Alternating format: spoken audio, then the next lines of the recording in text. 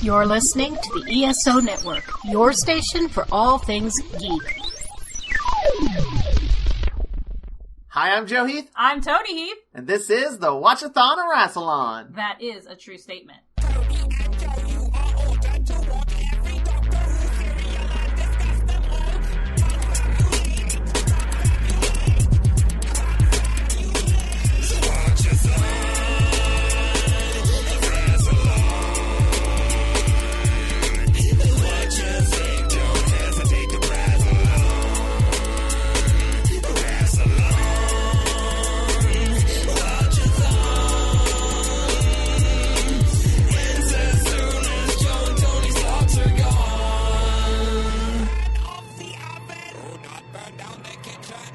Today, we're going to be talking about the fourth serial of the 17th season of Doctor Who, Nightmare of Eden, which consists of 4 episodes that aired from November 24th, 1979 to December 15th, 1979. I'm pretty sure the next serial is going to be in the 80s. I'm excited. True facts! And I want to give a special shout out to Matt Golden for sponsoring this episode. Hey, thanks, Matt. You can follow him on Tumblr at mgoldentumbles.tumblr.com, and he's other places too. I should probably figure out which one he wants me to promote You in know the what? future. Just Google him. Just put his name into Google. Google Matt Golden, and then you're golden. Oh. And today, we have a returning guest. Who is it? Mayor of Chickentown, Felicity Kusinitz! Aw, yeah. Woo! The crowd goes wild. Hello. Welcome back. Oh, thanks. It's great to be back. How have you been? I've been pretty good. Kevin and I recently went to Convergence, a convention in Minneapolis, and that was a lot of fun. Ooh. Any cool guests? Do you know who Chuck Tingle is? Yes. Yes! Chuck Tingle was there. I shook his hand. I still do not know what he looks like because he wears a bag over his head. Fantastic. That was quite a treat to meet him and to be in his presence. I've never actually read his work, but I've seen the titles of his work, and I am impressed. I kind of really want to buy the Platonic one that he came out with. Yeah, I bought one actually just in preparation for actually seeing him at the con, and there was a Platonic additional story which was called Dressed Up Handsome and Not Pounded Because Cosplay is Not Consent. Which fit very well with the theme of the convention. Beautiful. Yeah, I've heard he's released an entire book that's like 6 platonic short stories, and that is called Not Pounded by Anything, so. Yes, that might be a good place to start. And maybe stop. How was what you've read? It was very meta, which was kind of what I was looking for. And it was just one story about, I think it was called Pounded in the Butt by the Manifestation of Chuck Tingle's Appearance at a Convention or something, something along those lines. Yeah, it was pretty racy, so it does what it says on the tin. Anybody else? The Double Clicks, who are a great nerd-themed band. And other than that, Convergence isn't really like a guest-heavy convention. It's really kind of a fan-run, just fun hangout convention. Oh, cool. Nice. I like those. Yeah, I do too. Like, I really like Hulana because it's kind of... Well, Hulana would have at least like 1 or 2 big guests. Yeah, 1 or 2 big guests, but it was still mostly just hanging out with people. Yeah. I guess everybody this weekend's it's DragonCon's this weekend, right? Oh no, DragonCon isn't until Labor Day weekend. So I think Comic-Con's going on right now. Though. Comic-Con. Yeah. That's the one. But we will be at DragonCon as well. I don't think we'll be there. No, the amount of people scares me. Maybe one day. One day you could work up to it, but Convergence wouldn't be a bad one to start with, because it's kind of the same sort of structure as DragonCon in that there's a lot of different tracks of programming going on, but it's much, much smaller. I've never actually been to DragonCon. No, and I always see the guests and I'm like, that's a cool idea in theory, but I'd probably throw up if I was actually there. I did go to Comic-Con one year, though. Oh, man. Yeah, I've never been to Comic-Con, and Kevin used to go back in the 90s when it was a fraction of its current size. And DragonCon, I admit, is too big for me, which is why I don't go every year, but I try to go every other year. And I just have learned to pace myself and kind of, hang back when I need to. So, yes. Should we talk about the cereal? I suppose. If we have to, I guess. I mean, one of these days we're gonna do an episode where, it starts and we just start bullshitting and we don't stop bullshitting. And then we're gonna be like, oh shit, we forgot to do the podcast. I'm surprised it hasn't happened already. We've done over 100 of these things. We've come close once or twice, for sure. Is it happening right now? No, this isn't the worst we've ever done. As far as the intro-y bit goes.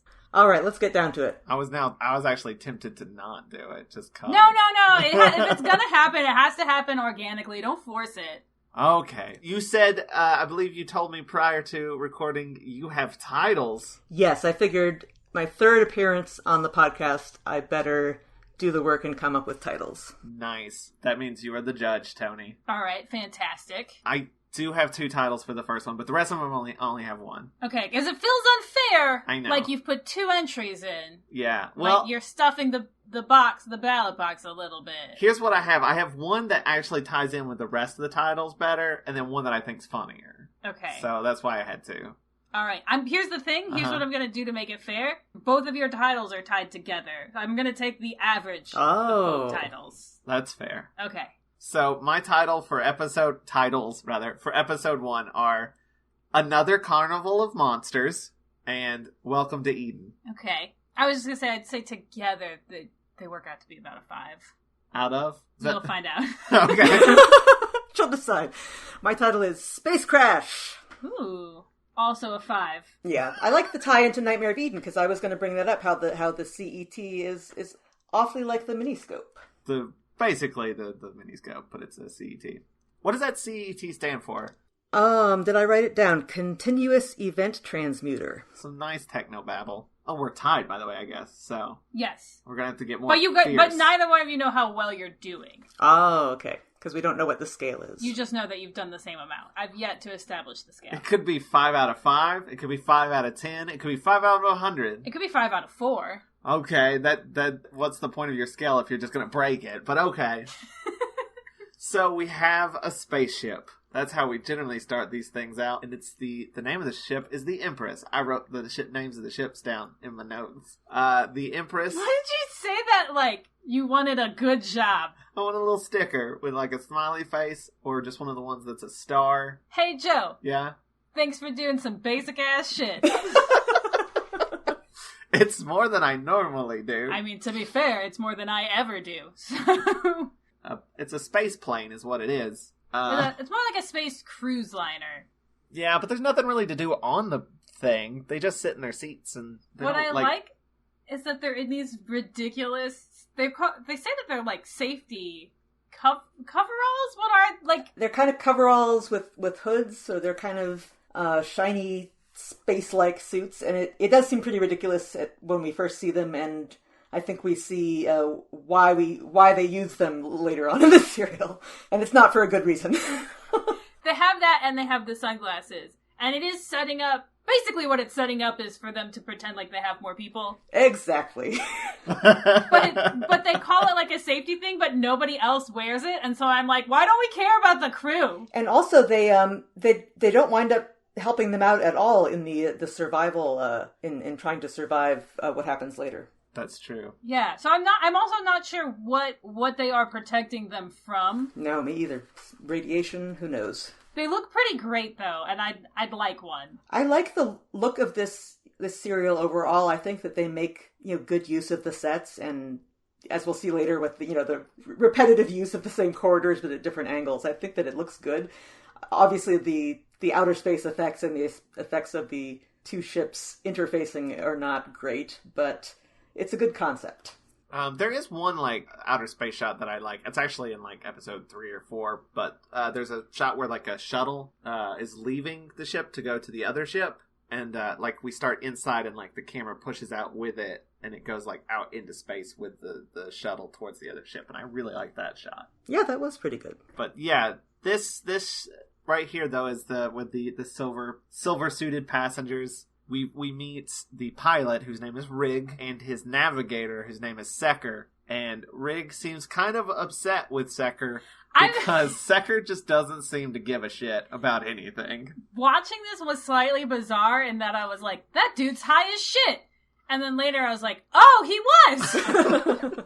Yeah, you're at first you're like, is this actor just not taking this seriously, or is this actually part of the plot? It's what's up with this guy? I didn't think of him being high. I just thought he was a jerk. So I was like, that guy's just being a smug bastard for no reason. Rig is fiddling with the controls, and it's the least. I think the word might be motivated. like motivated button pushing, and that he's just sort of sliding his hand around all of the buttons. And I'm like, you don't... I wasn't even sure if they made them, like, to push or just, they were just, like, lights that he's supposed to be, he's supposed to be interacting with them, but it doesn't seem to be doing anything. No, and he's not making it look like he's intentionally trying to do anything. He just looks like he's flailing at it. Like, lightly caressing the buttons. Yeah. Okay, because Secker is not doing his navigation job and the coordinates are off and he doesn't care, they find out that they're headed straight for another ship. And Rig also gives I don't mind Rig in this episode. He's a decent enough actor. But this one line he does so bad. He just looks almost like right at the camera and goes, "Oh no!"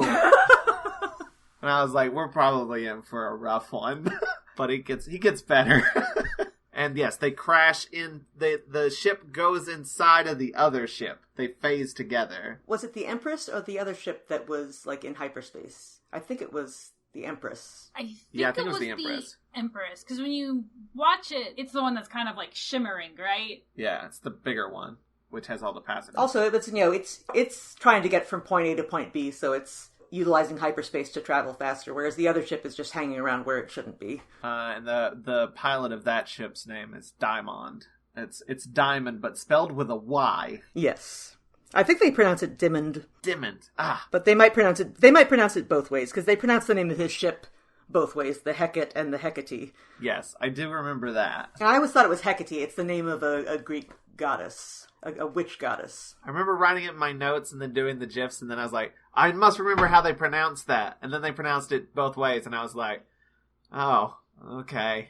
So the Empress appears around a bit of the Hecate, or the Hecate, however you want to pronounce it. Hecate, new from Netflix. And at that point I was like, I've seen this episode of Farscape. It's a good episode of Farscape. It is a good episode of Farscape. But not only does the Empress appear around that ship, but the TARDIS appears inside of the Empress. Not in a stuck way like their ships. Just in a normal way. The Doctor sees this weird sort of hallway glitch thing, and Romana says we probably shouldn't interfere. And the Doctor's like, of course we should interfere!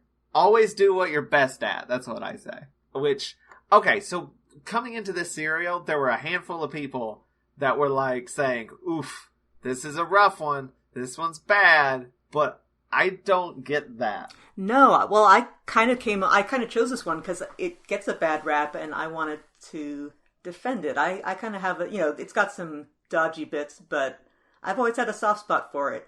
I think that the serials on either side of it are among the worst Doctor Who has ever made. You've seen Creature from the Pit and you have Horns of Nimon to look forward to. Those are both pretty bad. I think this one is better than it gets credit for. Yeah, I wouldn't say it's like the greatest. No, it's not. Ever, but it's not definitely the worst. Yeah, like we had The Power of Krull. Oh yeah. But this one has like so many good lines in it. Like the Doctor has so many good lines in this one. It does have a lot of good doctoring, and Romana gets her own stuff to do, and it's got some good side characters as well. Other than when he said, "Oh no." Yes, he gets better until he gets on drugs too. But we're getting ahead of ourselves. But that's fun to watch. So the Doctor comes into the middle of an argument between Diamond and Rig, who are both like, "Get your ship out of my ship! No, your ship's in my ship." Your Two great in my peanut butter. I knew you were going there. Two great tastes that taste great together. And the Doctor says he's from Galactic Insurance and Salvage, and he will help separate the ships.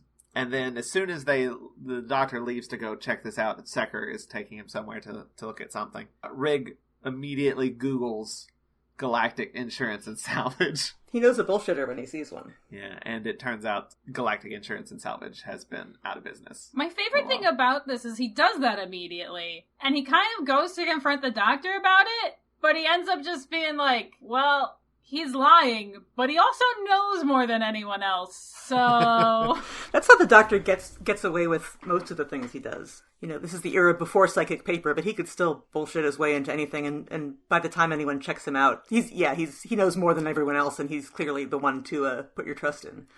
So Secker has taken him to the Doctor to whatever, the power unit or whatever, but then he's like, it's over there, bye! And the doctor's like, wait, you're not gonna come with me? And he's like, no, it's fine. And then, like, leaves. And the doctor's like, well, that was weird. Definitely suspicious. So the doctor follows him. I believe it's the doctor in K9. And, who still sounds weird. I'm getting used to it. It's fine. He leaves at the end of this season. So, and the original voice comes back. But, they see him fiddle with a filing cabinet that he keeps his stash in. And they pull it out and they find drugs. I was like, I made a joke like, oh no, they found his weed stash or whatever. And then, like, it turned out to actually be drugs. The doctor instantly knows what it is, too, just by sniffing it. He's had some crazy days. There's a moment there where I thought he was going to, like, taste it and be like, yep, definitely drugs. But it's called Rassilon, which I read somewhere that it was called something else originally. I don't remember what. But they were like, that sounds too cool. You made your drug sound too neat. I mean, Rassilon sounds like something you would take to deal with, like, a rash. More medical sounding. Vrax actually sounds kind of cool, though. You just shorten it. It sounded too cool. All the kids were going to want to do it. I think this episode gets a bad rap because of this particular plot line, because it's, like, not very subtle with its, like, anti-drug message, because it's literally like, here's some drugs, they bad! Yeah, it could have been a lot worse, though. It walks a fine line. Yeah, it is a little bit heavy-handed, but it's not hitting you over the head constantly with it. It's not beer bad. I like Beer Bad, I okay? know. Beer Bad is a good episode. But it has that great Willow moment. Anyway, yeah, I was about to compare this to Beer Bad because Beer Bad gets such a bad rap, the Buffy episode. But, like, it's fun, too. Just because it has an anti-drug message doesn't make it a bad episode. Is being anti-drug a bad message? No. No. Exactly. Just maybe heavy-handed, I guess. But I don't care. It's fine. We're keeping kids off Rassilon, people. I'm actually surprised that it took Doctor Who this long to do an anti-drug episode, because we're in 79 now. I guess in the 60s they were just very pro-drugs. Oh, sure, yeah. We've only just worked out that they might be bad. We've seen the Web Planet. But then we meet two more characters, Trist and Della, who show Romana their continuous event transmuter, the CET thing. I was just listening to your episode about City of Death and the questionable accent of Dr. Kerensky, and here we get another scientist with a very questionable accent in Trist. I think it's supposed to be kind of German, but it's not good. I read something about it where it's like, he's doing German, but there's a little bit of Italian in there. And like they were like, maybe he did it on purpose because this is, the future, and like it's not any accent because it could be an amalgamation and it's the future and things will have changed. But nobody else is doing a weird accent, so I don't think he was doing it on purpose. I mean, he was doing an accent on purpose, just maybe not a good one on purpose. Actually, I think he's really fun though. Oh yeah, he's got some great delivery. Yeah, he's not a bad character. He's part of, to me, like, what makes this episode enjoyable. Oh, he has a great line later. What he has is the continuous event transmuter is basically like the miniscope from Carnival of Monsters. He collects things in it on crystals. They're preserving wildlife and stuff, plants and animals. At one point in the story, he's talking about how they lost a crew member. He's like, he died.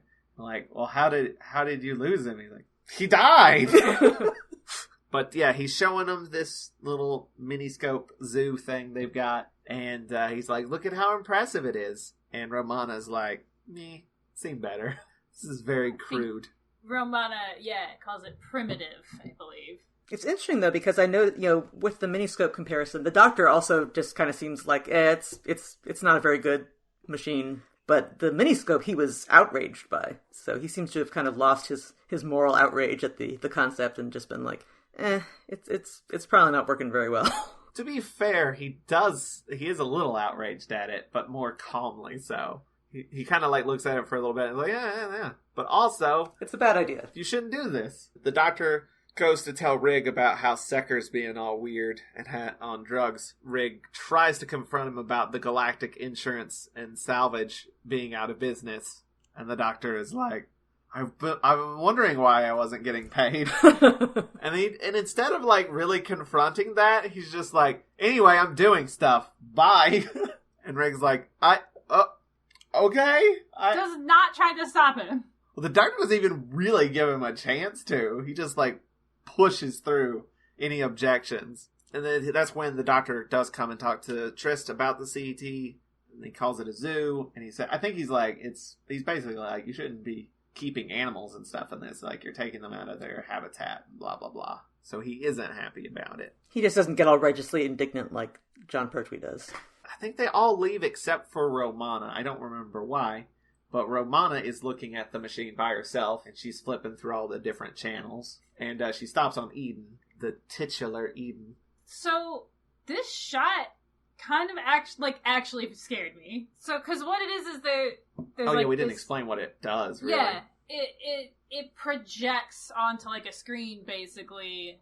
Like, you can just flip through all of these places that they have there, like, that are preserved on the CET. There's a wall in the room where you can see whatever it is you're looking at. It's not like on a screen. It's like a big wall. Yeah, it's a 3-dimensional projection that we find out later you can walk right into. She's flipping through it and she gets to Eden and it just keeps like getting closer and closer. And for like a minute, I couldn't figure out to what. I was like, what are we zooming in? Oh my god, it's a face! And I don't think Romana sees him yet, but she just seems kind of creeped out by the atmosphere. I was creeped out by the guy staring at me from behind a bush. Me too. Della comes in and turns off the machine because she's like, Triss wouldn't like it if you were using this. And then explains more about the guy who died. She says his name was Stott. He died in Eden. That was her boyfriend. And immediately at that point I was like, oh, that's who the guy was in the... Yeah, not trying too hard to hide that. Secker, by the way, has like just wandered off into a fog. A literal fog. Well, that's where the two ships are, like, meshed up together. It's unstable there. And he's unstable. The doctor and Rig hear screaming from inside the fog, and they rush in and pull out Secker, who has, like, these claw marks on his face. They're taking him off to the medical bay or whatever, and the doctor tells K9 to go examine it, and K9 like goes in there for a second and then like just backs right back out, like nope, and he nopes right out of there. But he says it's because his sensors won't work under those conditions. Sure, he's scared. He's a scared little puppy. They take the guy to the medical center or whatever, and the doctor goes to get the Vraxoan from the filing cabinet, but bumps into somebody who we don't see, who shoots the doctor and takes the Vraxoan away from him. And then Secker dies. I like how I don't like it. It's disturbing, but the guy, like, they're looking through the window of the operating suite, and the doctor just kind of shakes his head. I did notice, though, that if you look through that window, the doctor and I guess the nurse or the doctors who are back there, I'm like, they are acting so hard right before that moment. And, like, I think, like, one of them just has, like, a pair of scissors, but isn't doing anything with it, but is, like, gesturing with it a whole bunch. Yes, we're doing medical stuff. Medicine! Romana finds the doctor and wakes him up because he was apparently just stunned and not murdered. And the doctor says he was bushwhacked, which K9's like, what? And he says, bushwhacked! And then K9 defines the word bushwhacked. He says it is a 90s film starring... He does not say that. The guy from Home Alone. That is factually inaccurate. Daniel Stern. As a man who pretends to be a Boy Scout troop leader. Is that real? Yeah! I'm not familiar with that film. But I like Daniel Stern. He's like a semi-criminal guy. He like delivers things for criminals, and then like he gets framed for murder, and he's on the run, and he somehow winds up pretending to be a Boy Scout troop leader. I saw that movie like 9 times as a kid. Anyway, the doctor, K9, and Rig are trying to get somewhere, and I don't know if, I guess it's blocked off or something, but like K9 is, doing his K9 vision on the wall to cut a hole in the wall. Yes, it's very clear when you look at the wall that the outline is already there. They're trying to get to some controls that will help them separate the ships, I think. It's not clear, but yeah, K9 cuts a hole. Meanwhile, Romana turns the projector back on Eden and starts to walk into it, and this weird light comes out and knocks her out. Yeah, what was that? I don't know. I don't think we get an explanation of that. It's just a weird floating light that bites her on the neck, and she passes out. I 100% forgot about that. Yeah, I only remember it because I wrote it down, and I don't think it gets followed up on. That was nothing. Oh, I also want to say the Doctor also has another great line when he's talking about how great K9 is, and he's like, he beat me at chess once. Shh. Like K9's gonna rat him out. But yes, he finishes making the hole, which, by the way, they're gonna put that hole back, that piece of the wall back later, and you can clearly see somebody's hand holding it in place from behind. But the hole pops out, the chunk of wall, and a great big Muppet pops his head through. He is the cutest thing I've ever seen. I want it in plush form so bad. He basically looks like if you tried to make a plush of a fly. If you had some kind of fly monster and somebody was like, make this but like Chibi. Make this but cute. He looks snuggleable. It's called a mandrill. Yeah, I don't think we don't learn that for a while yet. Actually, I don't think till episode 3. But anyway, yes, that's the cliffhanger.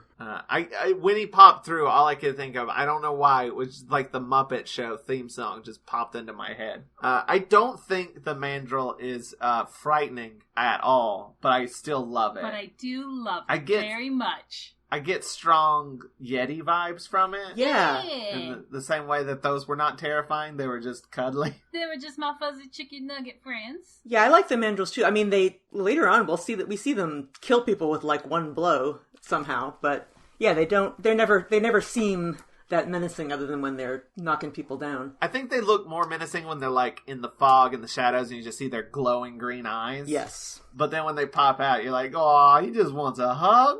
But that's the end of episode 1. We're now into episode 2, which I have called Escape from Eden. Oh, I called it Monsters in the Walls. Ooh. I like both of those, but I'm gonna give this one to her. Sorry. Okay, that's fair. That's good. You each get 7 points. Wait, what? Yeah. We each get 7, but she wins? Yeah, her 7's worth more. Just go with it. Your scoring system frightens me. Hers is a 7 plus, is a 7 ultra, and yours is just like the regular run-of-the-mill 7. Original 7? Yeah. So K9 shoots the mandrill, it backs away, and then he seals it back up. He never complains about having to seal up the hole he just made. He just does his job. Which I've never seen K9 shoot a blue beam before. Just red. Because usually K9's very destructive and very rarely does he fix things. Not often called for. And then another great line happens. The Doctor and the Rig are like going somewhere. I don't remember. But Rig is like, if you don't work for the Galactic Insurance and Salvage or whatever it's called, who do you work for? And the Doctor's like, I don't work for anyone. I'm just having fun. This is just my hobby. It's just showing up places and fucking around for a bit. Meanwhile, he's already been shot once and attacked by a monster, and he's still having fun.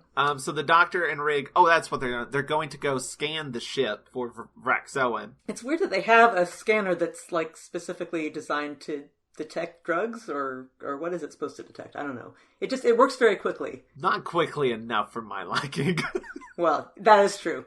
But it's just like a diagram of the ship on the wall, and again, Rig kind of half-heartedly presses some buttons, and it scans the ship. Look, no Vraxoan. And we get a shot of just them staring at it for like 3 seconds. Well, there's like a bar of light that goes across a picture of the ship, and it's like, oh, we're gonna see it go from the literal end to the front. We're gonna sit here and watch the whole thing. Sometimes you just gotta fill time, you know? That actually gets worse in episode 3, the filling time thing, but we'll get there. So, Romana is passed out and some creepy boots are looking at her.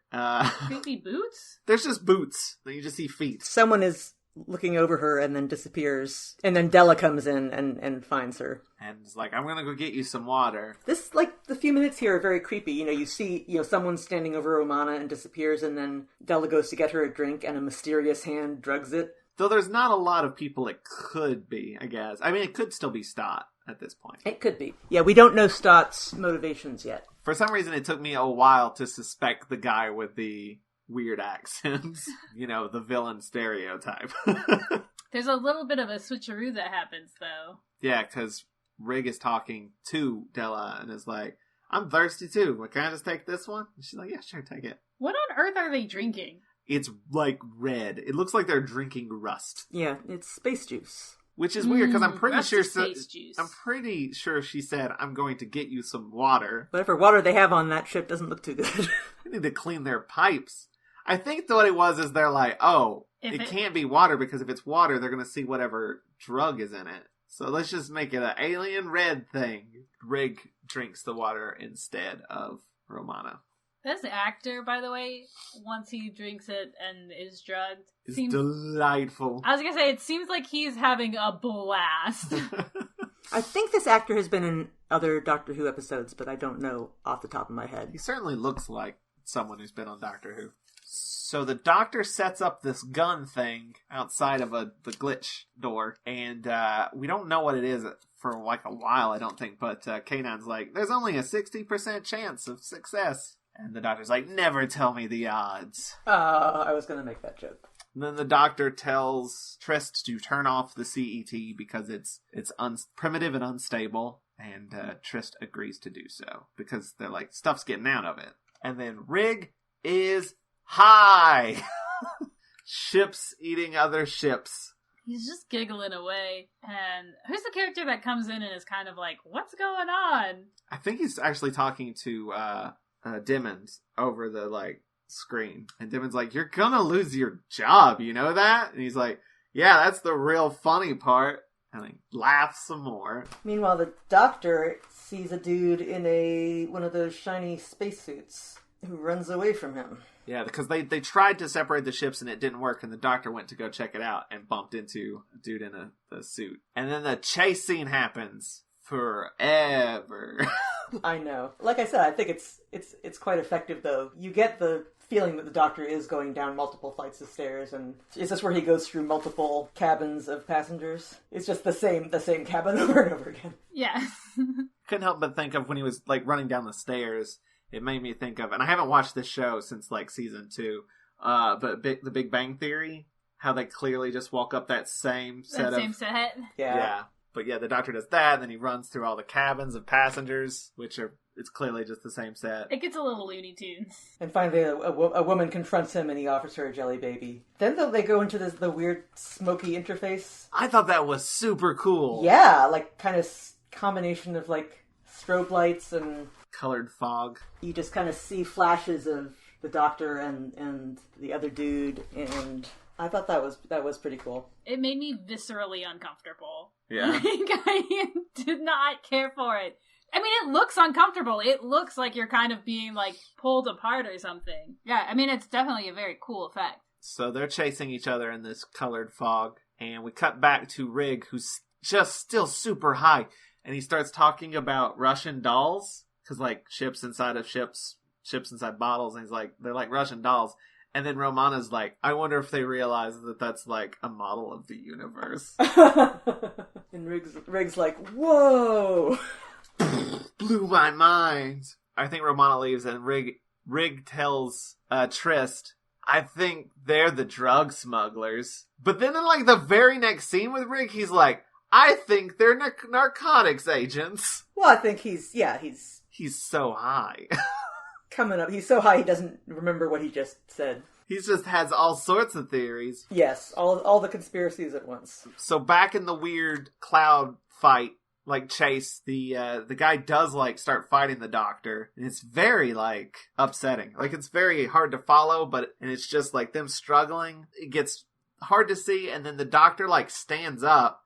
And instead of there being a person there, he has bumped into a monster. I guess the mandrill. And that was also oh no. I think that whole scene's really well shot too. And then a mandrill comes out of the fog towards Romana, but someone shoots it. We don't see who, we just see the gun pop into frame and shoot it and then leave. The Doctor stumbles out of the foggy area. Romana rushes up to him and he's like, she's like, somebody shot it and it went off. And he's like, it must have been that guy I was chasing. I don't know why he's suddenly on our side. And he's like, but he dropped he had a anti-radiation bracelet, wristband, slap bracelet, which has the name of his ship on it, which is the Volante, which is Trist's ship from, like, the expedition where they were getting stuff for the CET. I think they mentioned it to Trist, and he starts throwing suspicion on Stott and Della. And the Doctor and Romana are like, Della? No, you gotta be kidding. They're so dismissive of that idea so fast. Which would have been cool if it turned out to be Della after all. But they know, they just know she's a good person. Trist talks to Della and is like, basically like, are you behind this? But the scene where he, like, talks to the Doctor about it, like, he just walks up to the Doctor and just kind of, like, side-eyes Romana until she leaves. Yeah. Like, he won't talk in front of Romana. And I'm like, what a dick. And then the Doctor, like, he's like, I think it's Della. And the Doctor's like, oh, well, he gets called, actually, over the intercom. And he's like, well, I gotta go. And, like, he walks around the corner, and, like, Romana had been listening in the whole time. And she was like... She's like, Della, please. So the reason they've been called is that there are these customs agents who've showed up. And where did they come from exactly? I was never clear on that. Did they have another ship that docked? I don't know. In Doctor Who, there's always that, like, late addition to who's like, I'm here because everybody trusts the Doctor too much. Exactly. And they ask for the Doctor and Romana's credentials, which they do not have. And I think there's a great... Yeah, great line. You probably noted the same line that I did. Yeah, the thing about his birthday? Yes. Sometime quite soon, I think. That's such a good line. Like, there's so many of those lines in this serial. Just real good lines. I wonder how much of it at this point is Tom Baker ad-libbing. Because I know that kind of got out of control during this era, supposedly. I could maybe see something like that happening later in this serial in episode 4. Oh, yeah, I know exactly what you're talking about. But at this point, they scan the custom agents, which one of them's name is Fisk, and I don't know the other one's name. He's not as important. Yeah, I didn't even note Fisk. I just kept calling them the cops. Yeah, that's fair. They have these, like, what looks like modern-day sonic screwdrivers attached to, like, a cord that they scan the Doctor with, and they're like, you got drugs on you! Why didn't the scanner pick that up earlier? Well, because it was scanning the rest of the ship, not where they were just standing. But anyway, the Doctor literally pulls a look over there! And they both fall for it. They're very bad cops. And they lock themselves in Trist's lab with the CET, and they open up Eden, and they jump in like it was a painting in Super Mario 64. It's a cool, though. It's like, it's a cool cliffhanger, I think, because you don't usually see people, like, in motion. It's usually like a freeze frame, and this one, they're actually, like, they're running into the frame just as the credit music plays. I'm wondering how they, like, accomplished this effect. Did they just have that, like, set piece that they just put wherever they built the Eden set, or... I don't know, it's really cool, like, how they jumped right into it. I'm not entirely certain, because I don't think, it doesn't look like... It was there the whole time? Yeah, I mean, it also doesn't look like it's color separation overlay or anything like that. No, I think every time you see... I mean, they probably filmed it all, they filmed all the scenes where it's there together, and they filmed the scenes where it's not there separately, but it's never just a painting or just a projection. It's always a three-dimensional thing. Really, it's a really neat effect. That's the end of episode 2. We are now into episode 3, which I have called Escape to Eden. Oh, see, I came up with something very close, but it's Exit to Eden, because that was the name of a book that you probably never heard of. It was an Anne Rice book, kind of the 50 Shades of Grey of its time. Turned into a feature film with Dan Aykroyd and Rosie O'Donnell. You know it! My parents used to own it. I never saw it, but I know of it. It's a Gary Marshall movie. They made it into a comedy, but it was, yeah, it's a BDSM sort of book, from what I understand. Those are too close together. I'm going to give you both 0 points. Okay, it's a fair cop. I just want to establish that my last episode was Escape from Eden, and this one is Escape to Eden. You feel like you're doing a thing, but actually I'm just finding it lazy. Oh, so you're not going to like episode 4. And it's counting against you. I almost did Exit to Eden for the same reason, by the way. Oh, right. Well, great minds think alike. I can appreciate that. It was Anne Rice, but she was writing under a pseudonym, I think. Yeah, I think she wrote that in like this Sleeping Beauty trilogy under a different pseudonym, I believe. But those were like her sexy BDSM books. I was really into like the first couple of vampire books, and then I hit one that was like super purpley. I never got into those, and I'm kind of not into vampire stuff, but I really liked The Witching Hour. Like, I think that is a fantastic standalone book, but the sequels are not that great. From what I've heard, she used to have an editor, Mm-hmm. and then she stopped. And I think maybe that was a problem. That's always a bad idea. Listen to your editor. Talking about filling time earlier, this episode literally has a 2-minute recap at the start. I didn't time it, but I was thinking, this is an awfully long recap. So clearly they had a lot of filler, but they didn't have quite enough to make this episode long enough. I looked at the time. It was 2 minutes 30 seconds into the episode before new stuff started happening. Wow. Which, I mean, I guess you also have to include the title sequence at the beginning, but that's at least 2 minutes of recap, I'd say. But then they're like, where do we go? And the doctor's like, east. Which way is east? He's like, I don't know, I'm just deciding this is east. And she's like, why can't it be north? And he's like, fine, we'll go north, and it's this direction. And then they just walk through this, it's like a jungle area. They just basically do a whole big exposition thing about how the CET works. Just there's stuff on crystals, basically. And it projects the whole thing. And then we have the equivalent of the clams from Genesis of the Daleks. There's some vines that wrap around the Doctor and Romana. That is so cheesy. And this just weird plant thing is trying to eat the Doctor. I like it. You like it? Yeah. It's a big nomsy plant. It's gonna eat him. But it does, it's such a bad effect. Also, it's like random. Like, we have mandrills. Super random. Is this like the light thing? There's just more monsters in this jungle than we realize? Yeah, I think the jungle's just full of bad things. It's full of lights that bite you, plants that eat you. Oh yeah. I forgot about the light again, even though we talked about it like 10 minutes ago. Like, that's just what that planet is like. It doesn't sound like an Eden at all. No, it's like a sarcastic Eden. And then perhaps the grossest thing I've ever seen on Doctor Who happens. The Doctor's being dragged towards this plant. He gets Romana to grab him the root, and he bites into it, and it's a squirter. It spews green goo at him. It's bad. It's very bad. And there's no... Like in his mouth, too, by the way. There's no good reason for it. Like, this is the only scene where this one plant thing is just like we gotta have a danger thing before we can go do more stuff. And also, we're gonna do one of the grossest things. And then it'll be over, and we'll thankfully never talk about it again. Let's never discuss this again. The Doctor's like, that actually didn't taste too bad. So then they think they're in the clear, but they almost walk right into a mandrill. By the way, the custom agents have burst into the room, and they can't find them, and they don't think to look into the jungle. And they're, like, checking bathrooms and stuff. They're idiots. Yeah. As the Doctor says, they're worse than idiots, they're bureaucrats. Although I do think, like, it's not readily apparent that you can walk through it. Yeah, that's true.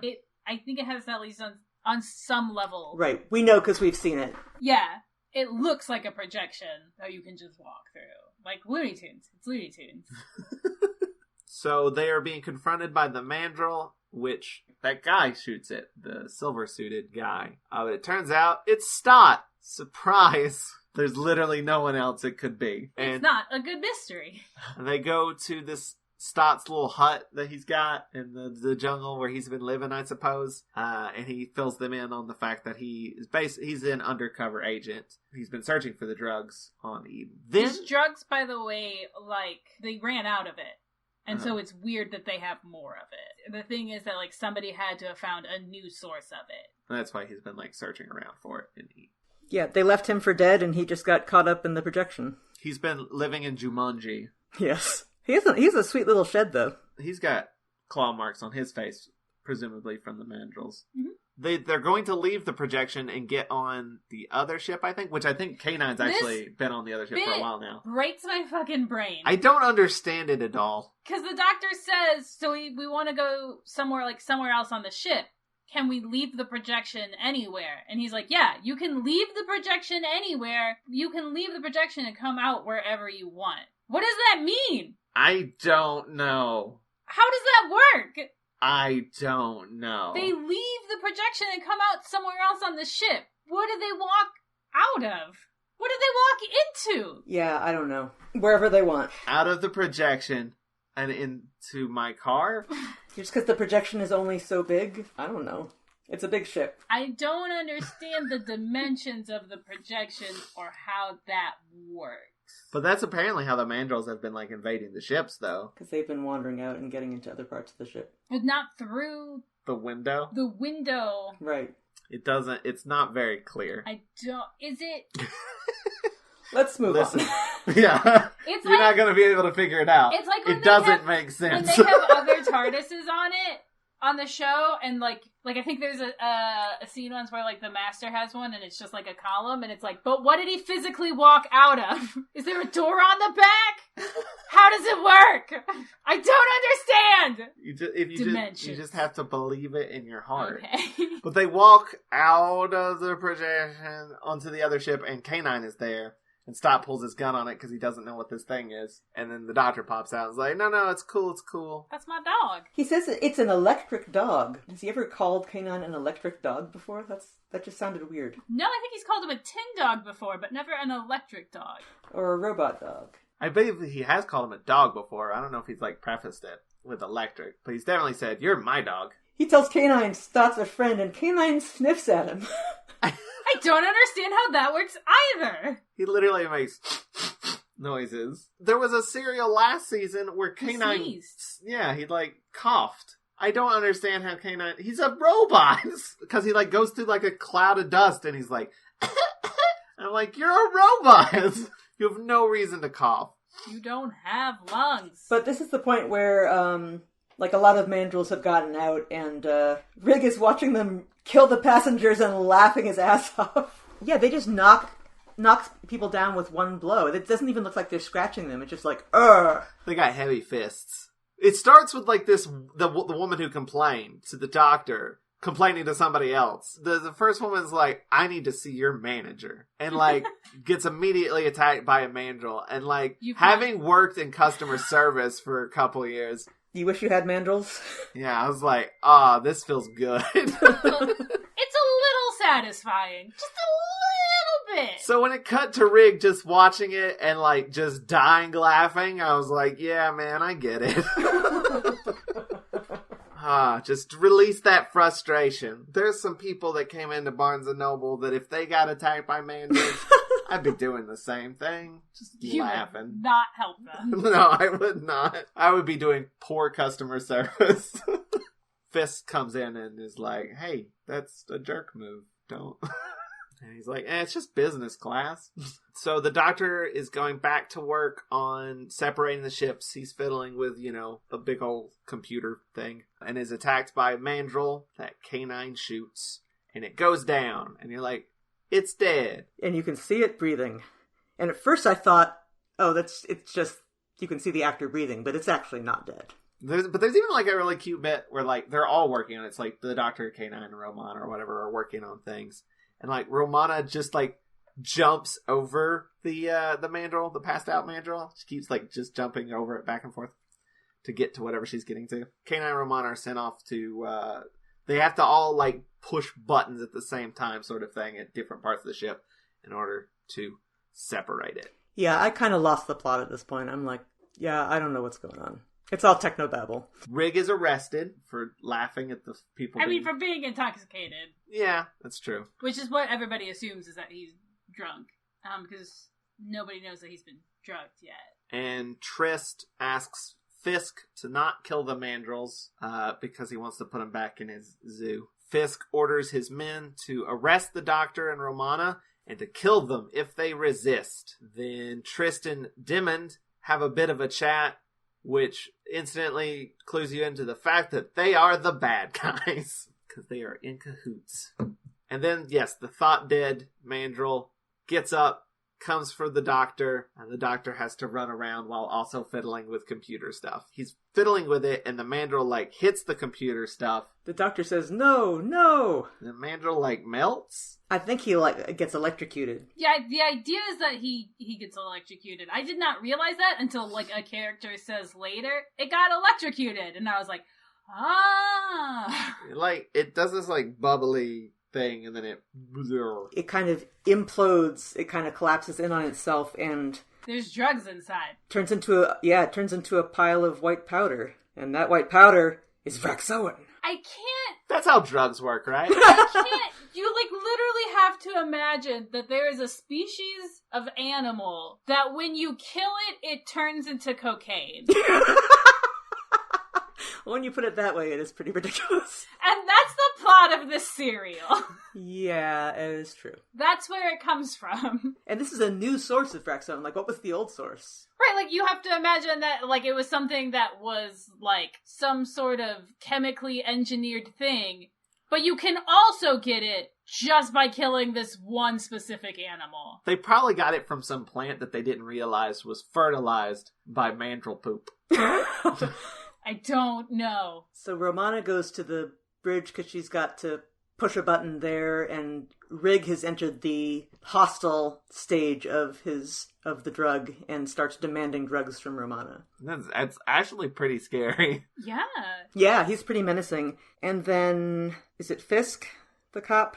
He shoots him, and he's dead. And then Romana's like, thank you. And then Fisk is like, well, no, I'm gonna shoot you too. And she's like, but I have to press this button. She also, like, calls him out for some shit she overheard in the hallway. Because they say there was, like, a handful of casualties of the passengers. And then Fisk is like, ooh, you know what that means? Promotions. Which, that's messed up. Everyone here is kind of questionable. All of these authority figures have some shady morals. But he's like, press that button and I'll shoot you. And then the doctor blows his whistle, his little dog whistle, signaling that they need to press the button. I think Romana's looking at a countdown clock. So the doctor presses his thing, she presses the button, and K9 shoots that gun that was set up earlier, shoots it at the glitch hallway. Then the doctor is running down a hallway and disappears, which I thought that was a really cool effect too. I literally wrote, something weird happens.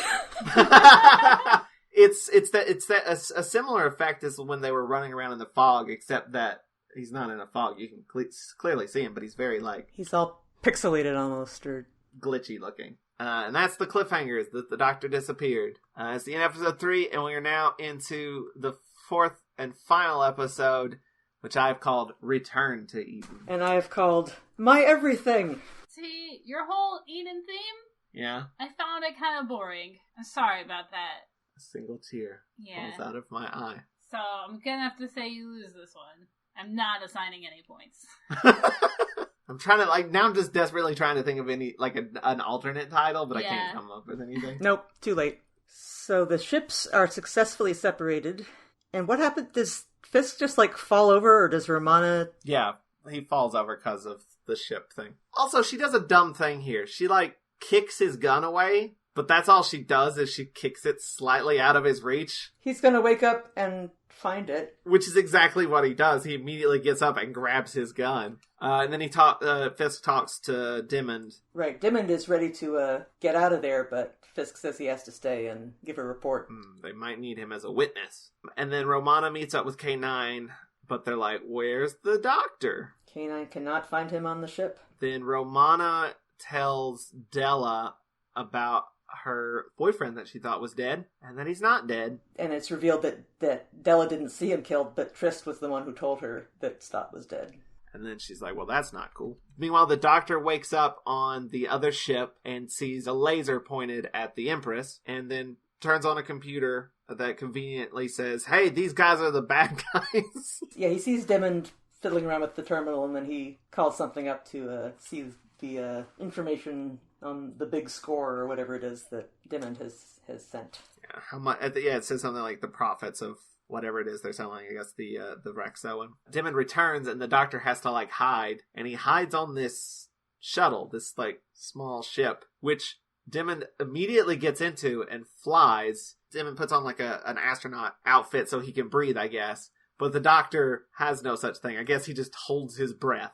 But also, he's just sitting right behind him the whole time. I know. It's not a very good hiding place. It's that Doctor Who trope of hiding in plain sight. But the shuttle gets to the Empress. The Doctor and Romana reunite and are immediately shot at by guards and stuff that are out to get them. But K9 shoots them back, so it's cool. Sounds fun. And then the Doctor and Romana figure out that Dimond and Trist are behind all of this. And that they are going to transfer the CET crystal with the laser that's on the other ship. And then a bunch of mandrill attacks start happening all over the place. A lot of things are happening all at once at this point. Well, Stott reveals himself to Fisk and tells Fisk that it's not the Doctor and Romana, it's Dimond. It's Trist and Dimond who are responsible. He does have credentials. Yes. Yes. That says, I am an agent. Della gets shot by Dimond, but she's just hurt. She's not killed. And K9 starts to chase after Dimond, but then a mandrill comes in, so K9 has to shoot the mandrill and let Dimond go. So at this point, it looks like Dimond and Trist are getting away. They've blown up the communications too, so like there's no way to track them or do anything like that. And then the Doctor herds the mandrills back to Eden with the dog whistle for some reason. I'm not sure why this works, but it doesn't work very well because he gets a bit roughed up. He jumps into Eden and getting them in there, and then proceeds to just ham it up. He's just running around going, oh Lord, oh God, oh Doctor. My arms, my legs, my everything. You don't see him, you just hear him saying all these things while you hear, like, thrashing and stuff. And he comes back and his, like, coat has been, like, torn up. It's just the, like, lapels that are left. And he's, like, slowly trudging back towards the opening, and then another mandrill pops out, and he's like, turn this thing up! And then, like, jumps out as they shut Eden off. And then Fisk is pissed off because the bad guys have escaped, but the Doctor has one more trick up his sleeve. He has Romana rebuilding the CET to do something, and, like, they have to, like, boost it, which means they just put some jump leads on K9's ears. K9 gets so much abuse in this episode. And he just takes it cheerfully. He's a good boy. He's a good dog. And then Tristan and Dimond do make the transfer. We see a little laser thing shoot off of the CET. But K9 uses that to track them. It's like he knows where the transfer went, so they use that to track them. Doctor presses some buttons. Now their ship is inside the CET. He turns on the big screen, and we just see them, like, standing at their controls, and then they look over their shoulders like, what? That is such a great reveal. It's a really good shot, too. It's very funny. And then the Doctor's like, pluck him out. And Fisk is like, you heard him. Pluck him out. That's basically it. They get taken away. Trist tries to plead to the Doctor, and the Doctor just shuts him down. Yeah, that was good, too. The Doctor's very cold. He's like, but I'm a scientist, you understand. Does he say shut up? What does he say? He tells him to get out. Yeah. Or he tells him to leave. And then the Doctor's like, well, I'm going to take all these animals from the CET, take them back to where they belong, put them back in place. And then we end on a joke I did not get. There's something about things living in electric zoos, and then Romana says something about, I know of someone who would do that, but we shouldn't tell them about it, should we, K9? And K9's like, no, mistress. And I was like, what does that mean? I think they were making a joke at K9's expense, but it wasn't very funny. Like, you mean an electric dog should live in an electric zoo? Oh, I guess. It was a very weird joke, and I didn't fully understand it. It's always weird when, like, a serial ends on a note where you're like, huh? What? Like, I was almost with you the whole way, and now it's over. Because, like, I think, like, there have been a couple serials that have ended on, like, just, like, a character pulling a face, and you're like, I don't understand the emotion you're trying to convey, and now it's over. But, that's it. That is the end of Nightmare of Eden. We're going to take a quick break, and we'll be back for final thoughts. Live from Chicken Town, this is the Flopcast, a podcast obsessed with comic books, Saturday morning cartoons, conventions, music, stuff from the 70s and 80s that nobody else remembers, and chickens. It'll be the silliest half hour of your week. You can find us at flopcast.net and on the ESO network. I'm the mayor of Chicken Town, and I approve this message. back. Toni. Yes. What time is it? I feel like you want to ask me something. Do you maybe want to ask me what time it is? Yeah, what time is it? It is 8:26. Cool. Now what? Now you have to ask me again, but more exasperated this time, and then I give another answer, and then you ask again, but even more exasperated, and we do that for a while. Uh-huh. And then I say, it's time for final thoughts.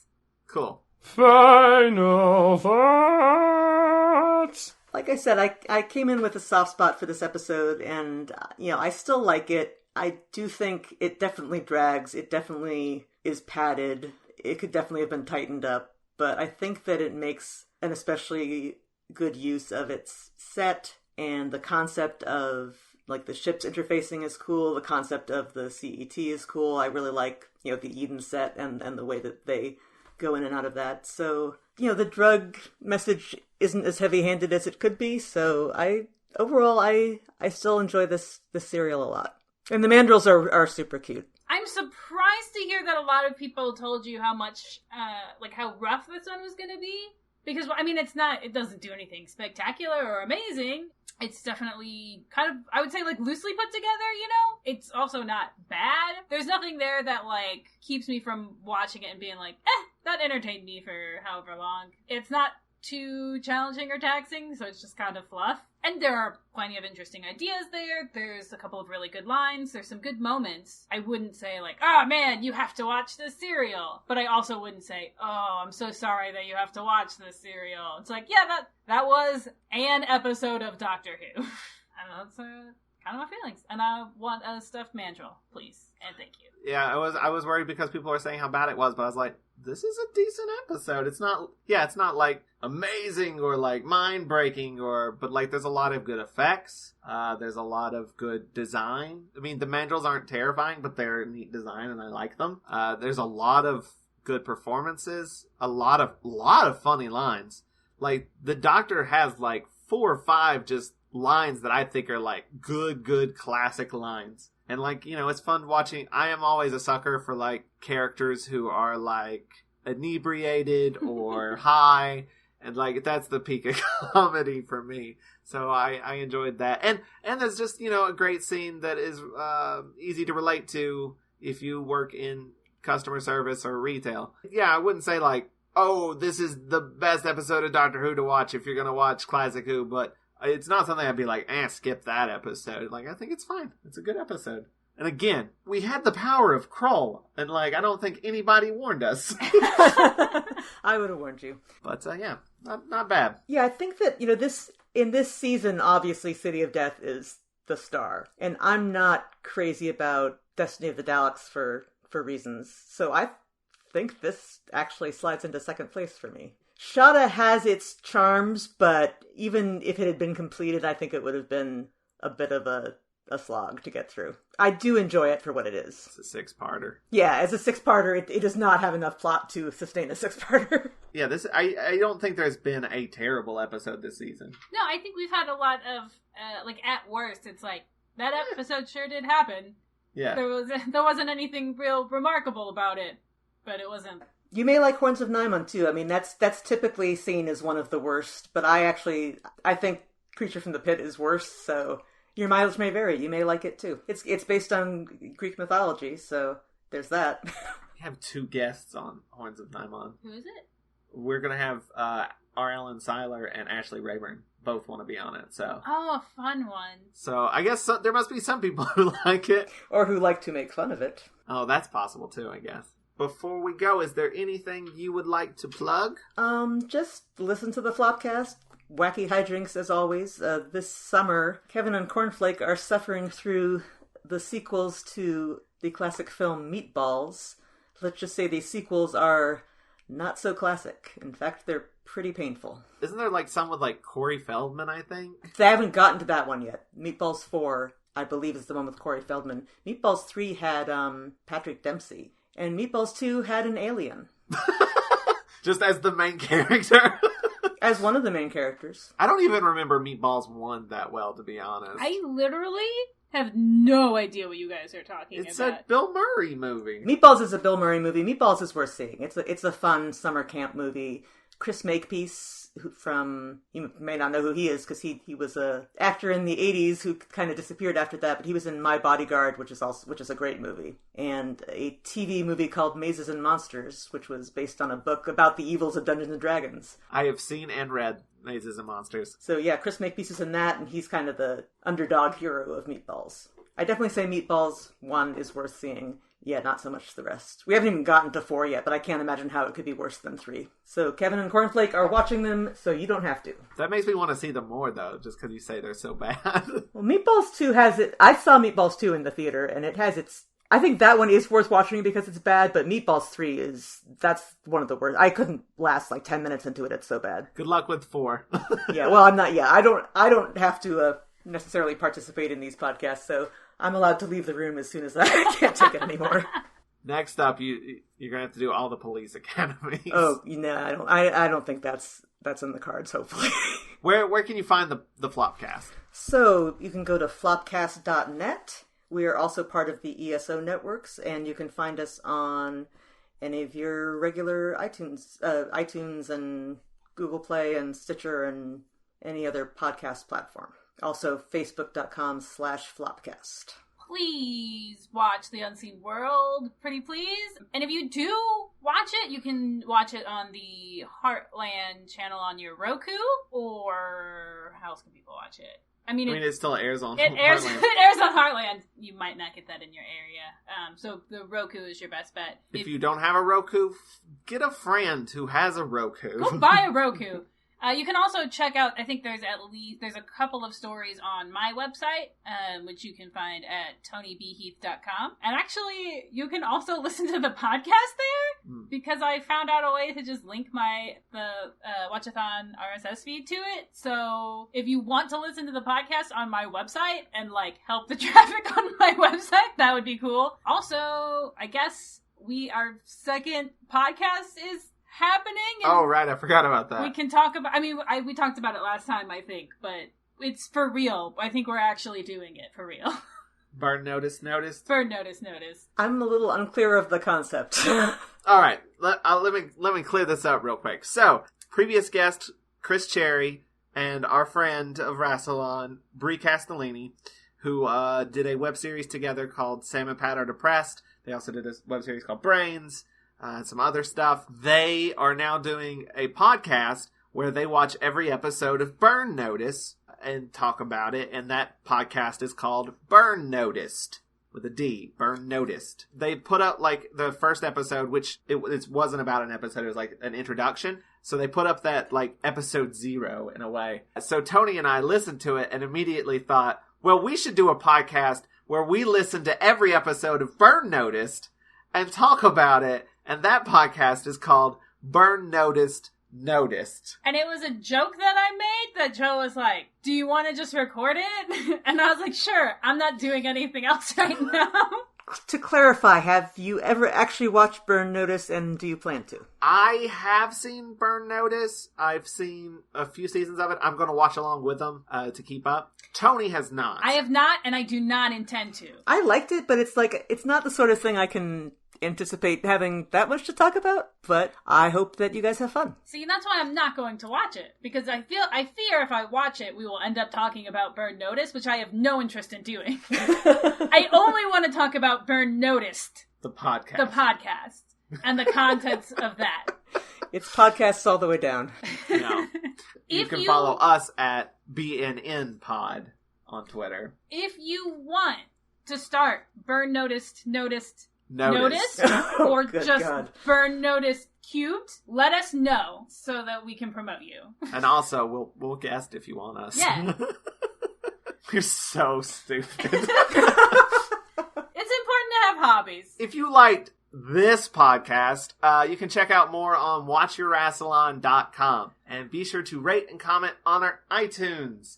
It does magic iTunes stuff. The more comments we have, the more iTunes will say, hey, we'll tell other people, you should listen to this podcast and recommend us to other people. It helps us be seen. Burn Noticed is also on iTunes, but you don't have to do anything with that. But if you want to go ahead and subscribe to that, please do. It's on iTunes, and is it on other... It's probably all over the place. I don't know. I don't know how these things work. I put it on whatever things I put Rassilon on, I think. But if you'd like to help out this podcast even more, you can go to watch-a-rassilon.com/support, and there you'll find a link to our Patreon page, which you can also just get to by going to patreon.com/watch-a-thon. And there you can donate a monthly amount to get all kinds of rewards, like day early episodes, uncut video of the podcast records, live streams where we watch the episodes with you guys, and bonus episodes where we talk about candy cigarettes. Also on our support page is a link to our Amazon wishlist where you can sponsor an episode of the podcast by purchasing the corresponding serial on DVD for us. We'll mention you in the podcast and put your name on our Friends of Rassilon page. Speaking of, special thanks again to Matt Golden for sponsoring this episode. Hey, thanks, Matt. Follow him somewhere. I also want to give a shout out. Around. Just around. Into his home. I also want to give a shout out to Vincent E.L. for providing us with our theme song. Thanks, Vince. Here's a funny coincidence. I listened to your City of Death episode that Vincent was on, and when Vincent was doing his plugs at the end and said he does a podcast with Insane Ian, I thought, oh, I know him. Actually, Kevin knows him through the world of comedy music. Oh, nice. Ah. He knows Insane Ian or Vince? He knows Insane Ian, yes. Oh, cool. Very cool. It's all connected. Vince also does, music as well, so I was uncertain. Vince, most popularly in the nerd world, has done two things. One, he does the theme song to Atop the Fourth Wall. I wonder if at least one person just went, that's why he sounds familiar, thank you. Yeah, it's Linkara's show. Linkara was part of That Guy with the Glasses for a while. I don't think he is anymore. But Vince does the theme song for that. And Vince also did a video. When Dr. Horrible Sing-Along blog came out, there was a contest. You could enter in your own entry into the Evil League of Evil, and the winners got put on the DVD. Vince did a video called The Reverend, which is a puppet, and that won and is on the Dr. Horrible DVD, which is kind of how Toni and I met. So, wow, that's very cool. Those are the two cool things that Vince has done. Nothing else.